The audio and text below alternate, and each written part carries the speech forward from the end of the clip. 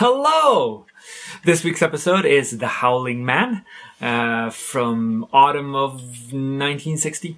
And it starts with a bit of exposition, and it is at a Dutch angle, which we talked about before, which is how you signify madness. And we'll see a bit more about that later on in the episode as well. The protagonist, he walks up to this hermitage, which has several hermits. And he's doing this in a storm, but he doesn't get wet. I don't know how he does that, but I'm guessing it's a trick. I'm guessing also that the actor didn't want to walk around with wet clothing, doing take after take after take, so he remains kind of dry. The Staff of Truth is not supposed to be the Staff of Truth. The original story has a cross. And that was the showrunners didn't quite like it. Serling decided that against the author objecting, who actually wrote this episode, to have the Staff of Truth instead, because they didn't want religious backlash on it.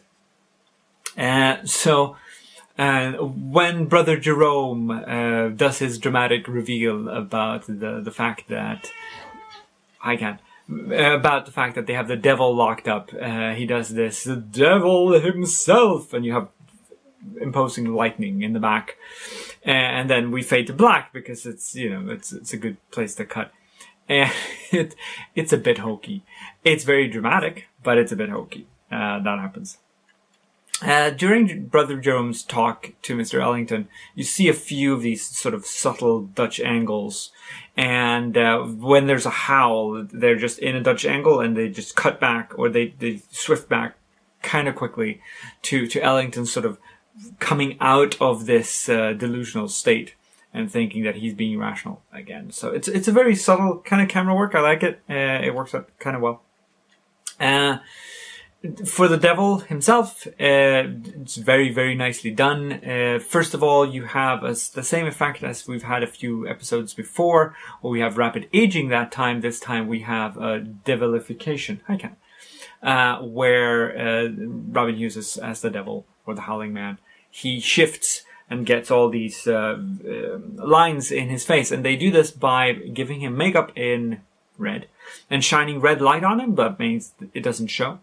And then they switch it to a green light, which means that it pops and you get sort of that effect, which is kind of cool. I like it. It's a very good use of a very limited technology. And then, of course, we have the devil walking behind all of these pillars.